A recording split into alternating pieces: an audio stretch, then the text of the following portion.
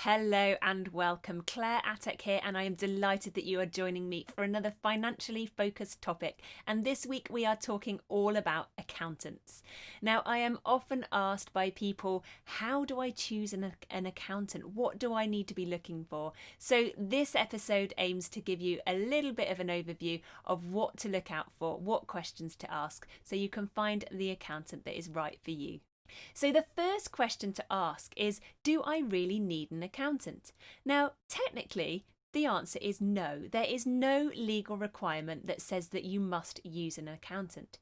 However, there is a legal requirement to make sure that the numbers that you report to HMRC, and if you're a limited company, those that you report to Companies House, are true and accurate. And if you are not confident in putting those numbers together in a way that you know is correct, then I would strongly advise to use the services of an accountant. So I often get asked, what is the difference between a bookkeeper and an accountant, and which one do I need in my business? Now, there is a little bit of overlap in what they do, but hopefully this explanation will help clear up in terms of what their different roles are. Now, a bookkeeper generally gets involved in the earlier stages of the financial data, so that is recording and organising your financial data. And an accountant will step in much later, so they will help you with the interpretation and the presentation of the financial data. There is also a difference in the qualifications that bookkeepers or accountants hold. So bookkeepers, there's no actual requirement to be qualified at all, but generally a lot of bookkeepers will be qualified, and it takes about 6 to 12 weeks to qualify as a bookkeeper. For an accountant, however, it's a much more lengthy and in-depth process. To qualify as an accountant, you're talking typically 3 to 4 years, and that will include a lot of very extensive examinations, plus also relevant work experience before they'll be qualified by a governing body. I would say when you have chosen your accountant, I would perform a little bit of a background check just to make sure those qualifications are up to date and in place. So how do you choose an accountant? Well, I've come up with the 6 things that I think you need to consider to make sure that your accountant is the best fit for you and your business. It doesn't just come down to price.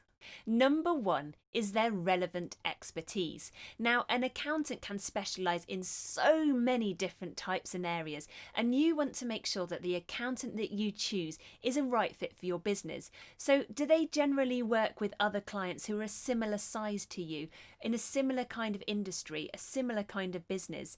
There's quite a lot of unique things about your business, and having an accountant who's already familiar with that will really help you go a long way. The second thing you want to look out for, especially when you're having those early conversations with them, is, do they feel like they're invested in you as a person and as a company? You don't want an accountant who is just going to do the bare minimum number crunching for you.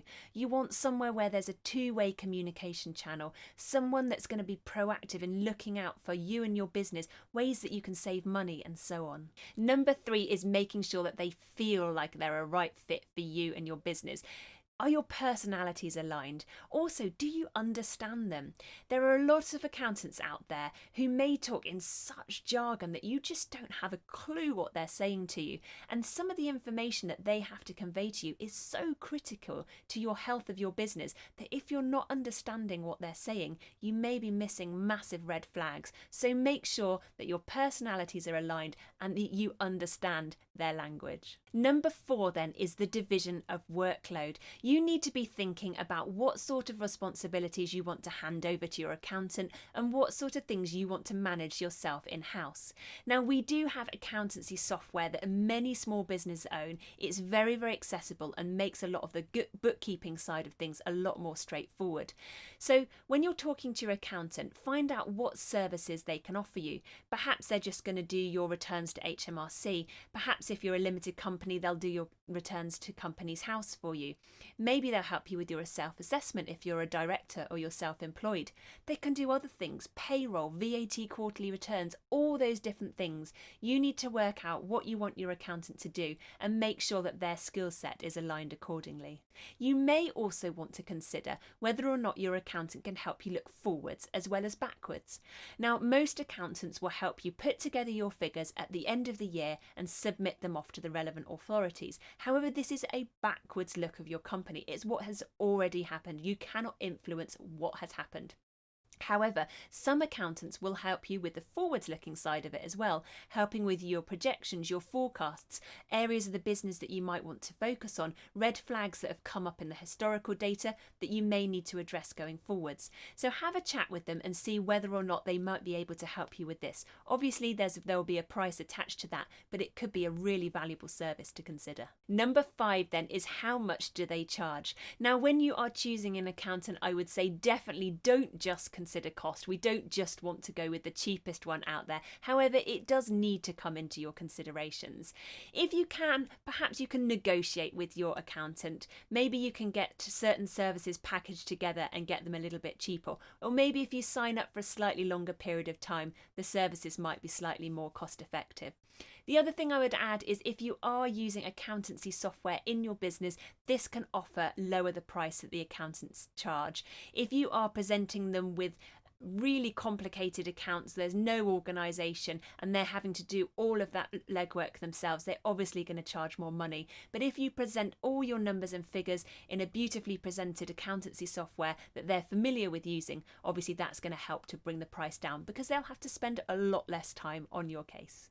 And finally, number 6 is to shop around. I would always strongly recommend you ask for recommendations in the industry that you're already in, and only take those recommendations from people that you do genuinely trust. There's so many recommendations these days made by sisters, brother-in-laws, best mates that don't necessarily carry as much weight as those from people who have used the goods and services and can validate that they are genuinely very, very good. I will always encourage you to go out and talk to at least 3 different accountants before you make your decision, obviously to get a little bit of an idea of different price points, but also to understand the different types of goods and services that they offer. And going back to what we were talking about earlier, do they feel right? Are they a right fit for your business? Do they have the right levels of experience? And the final thing that I would add is location these days just isn't as important. It used to be that you would pick the accountant in your village because you needed that face-to-face contact with them. But in this evolving world that they're in, and we've obviously made massive leaps and bounds in 2020, the virtual world is so much more accessible. So actually it's not that important that your accountant is 2 minutes down the road.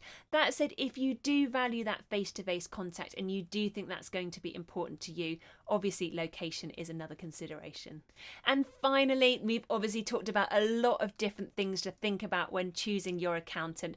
But if you're still stuck, you're still not sure, then do go with your gut. You've obviously done your homework. You know where your heart is telling you to go. Go with that accountant. And I would say it's not a life sentence. If you do feel like you need to change your accountant at a later point down the line, perhaps you're not quite getting on with them as well as you thought, or perhaps the nature of your business is changing and you need an accountant that aligns better with your new or future business model, that is absolutely fine. It is not difficult to change your accountant, so please don't think that the decision you make now you're stuck with forever. So that brings me to the end of today's training. I hope you've learnt a lot of stuff about accountants, what we do, and the types of services we can offer, and given you some guidance in terms of how to choose the accountant that is best for you and your business. If you've got any questions at all, then head over to the Facebook group Financial Growth for Small Business Owners. I'll pop a link in the notes and come and ask us there.